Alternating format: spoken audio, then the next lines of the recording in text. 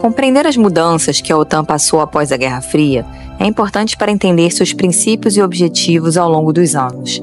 Fundada em 4 de abril de 1949, a OTAN surgiu como uma resposta direta à ameaça da União Soviética. No artigo 5, a aliança afirma que um ataque a um de seus membros é visto como um ataque a todos, o que exige uma resposta conjunta.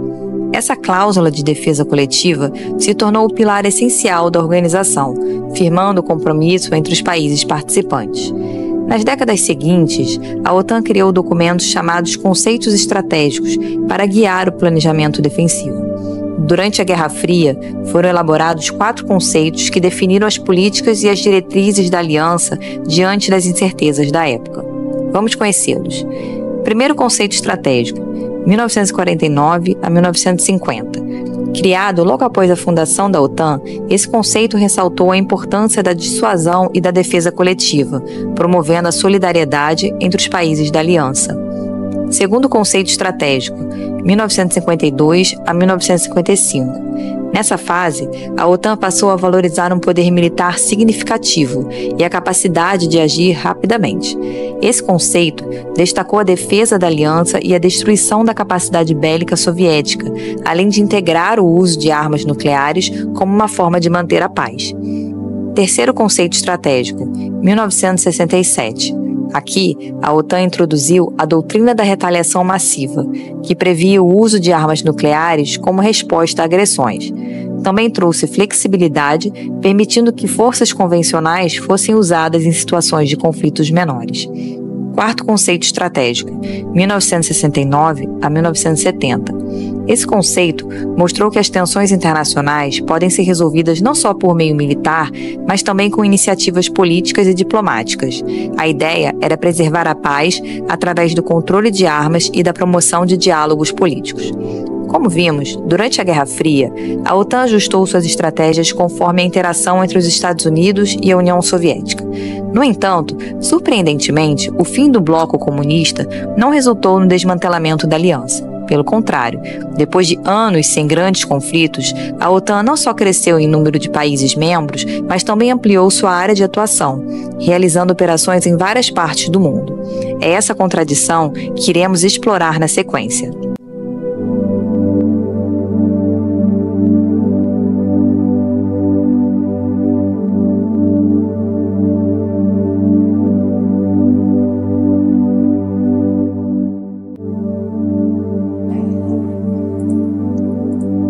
O dilema que enfrentamos atualmente não difere significativamente daquele que desafiou as nações europeias em diversos momentos da sua história. Como garantir a segurança regional diante de um gigante insatisfeito como a Rússia? Nos anos 90, essa questão dividiu os estrategistas norte-americanos em 2 correntes, os falcões e as pombas. Os falcões defendiam com veemência a necessidade de integrar os países do antigo campo socialista à OTAN, enquanto as pombas levavam a sério as preocupações da Federação Russa em relação à sua própria segurança, reconhecendo que a estabilidade regional demandava uma abordagem mais nuançada e diplomática.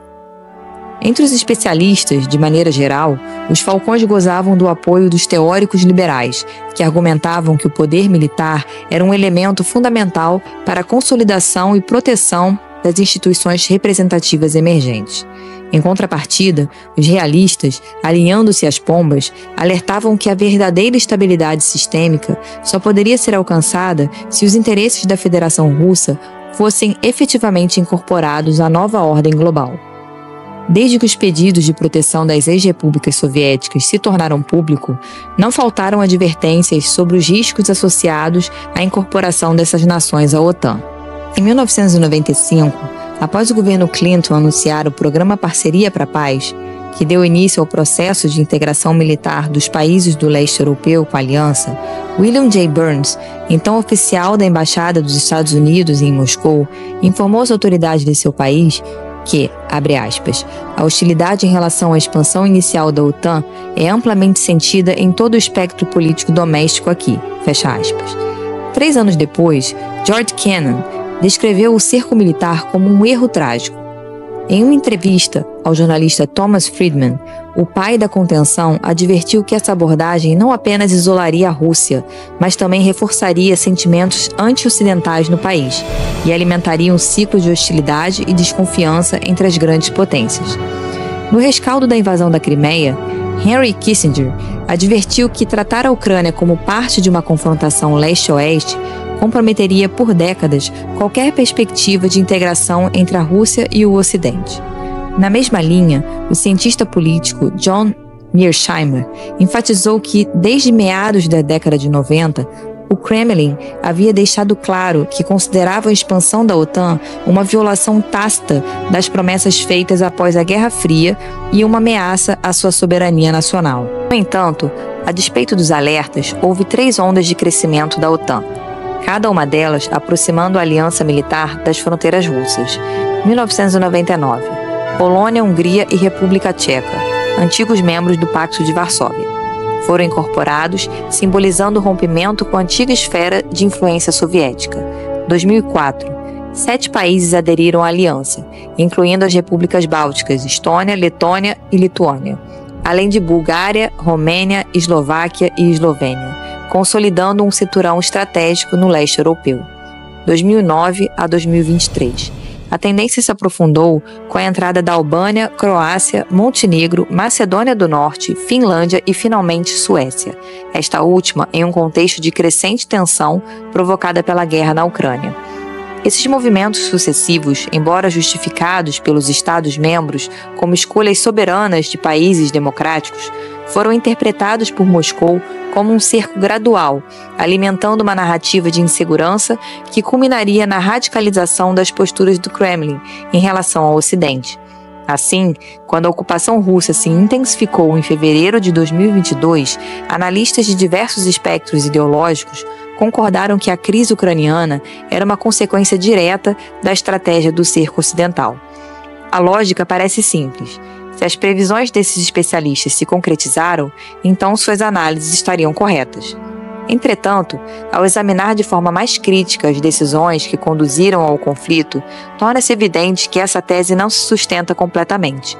O argumento da guerra defensiva entra em contradição com os próprios pressupostos do realismo, que assume a racionalidade estratégica dos estados e a previsibilidade de seus comportamentos diante de ameaças externas. No próximo bloco, vamos explorar os problemas metodológicos e teóricos que cercam essa visão e buscar entender: a ilusão realista seria, afinal, o próprio erro de acreditar que os estados sempre agem racionalmente?